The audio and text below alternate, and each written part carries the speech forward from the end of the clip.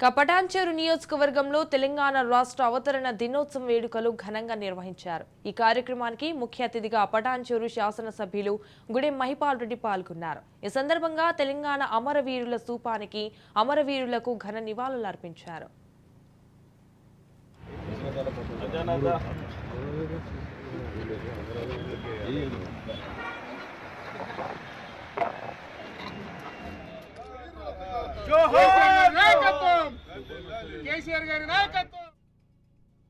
ఈరోజు తెలంగాణ రాష్ట్ర వ్యాప్తంగా పండుగ వాతావరణంలో మునిగి తేలుతా ఉన్నారు ప్రజలు।